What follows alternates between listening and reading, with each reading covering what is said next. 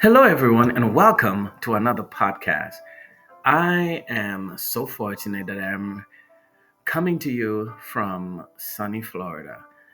And it reminds me that as teachers, we need moments of to revigorate our soul and our spirit so that we can be ready to come back to our students. So I am so very happy and I feel so fortunate that I had the opportunity to visit my family and to do this wonderful recording. Today it's 65 degrees. All my family members are complaining that it's chilly, but I'm so thankful. I went for a wonderful walk this morning and I feel reinvigorated and I feel ready to come back so that I can be ready to meet the demands that I'm sure will be when I come back from the vacation. So, ladies and gentlemen, today I would like to talk to you about classroom management, and I'm going to talk about the nine biggest mistakes teachers often make. So, as we embark on this journey together, let's take a moment to reflect, learn, and empower ourselves to create the classroom environment we've always envisioned. In the classroom's bustling hive, where learning and laughter thrive, mistakes abound, but fear not, dear friend, for in each one, lessons will man. The nine biggest classroom management mistakes teachers make. Much of your classroom management success is dependent upon your ability to avoid making big mistakes. Make them often enough or repeatedly, and you lose control of your classroom quickly.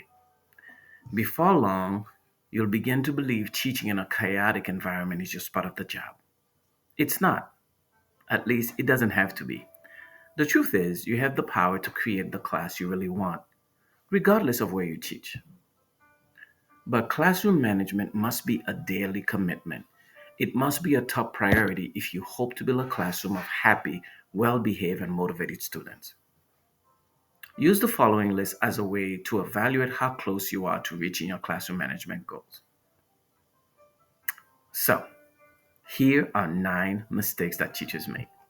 Number one, not enforcing classroom rules 100% of the time. This is by far the biggest mistake, and it's a common problem for a majority of teachers. For every time you let something go, you create more misbehavior in the future. Number two, lecturing, pleading, scolding, and reminding students instead of letting your consequences do the job they're intended to. Your job is you must learn to lean exclusively on your classroom management plan, and you will eliminate the need to use these ineffectual methods. Number three, taking poor student behavior personally. Revenge isn't sweet, it's self sabotage. Letting your emotions get involved in classroom management will cloud your judgment, make you do things you will regret, and most important of all, alienate your students. Number four, yelling at students. Remember that raising your voice creates tension and ruins rapport. It also provides a poor model for your students by showing them the wrong way to behave when things don't go their way. Most importantly, it communicates to your students that you only mean what you say when you raise your voice. Number five, preaching your classroom management plan instead of teaching it clearly through detailed modeling, role play, and practice, practice, practice.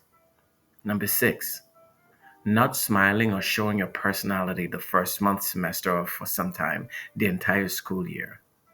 Remember that likability is the key to building rapport with students, and rapport makes everything easier, especially classroom management.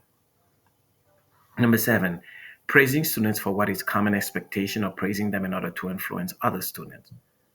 Cut being good. These methods are very dishonest.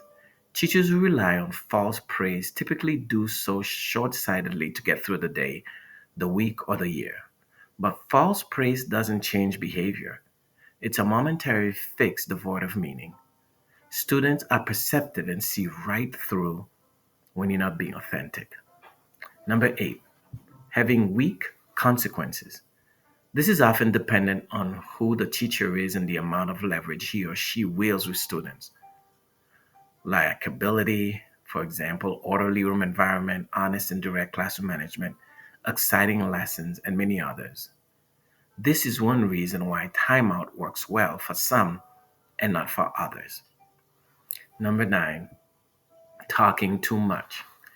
Having clearly understood routine and procedures is critical to effective classroom management. Not having enough of them results in constant explanation in a boring, teacher centered classroom.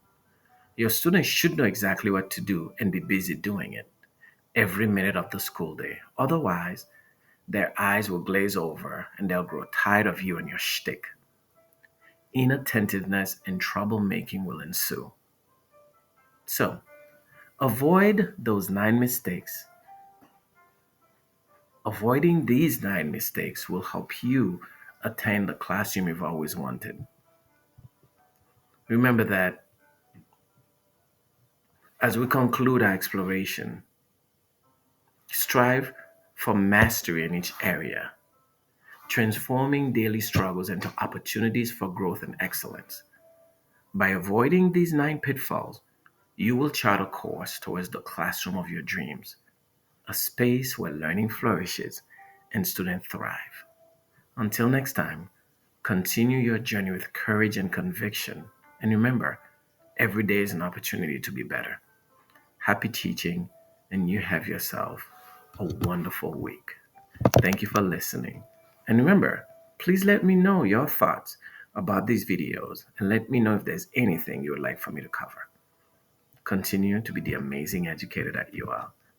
Have an amazing week.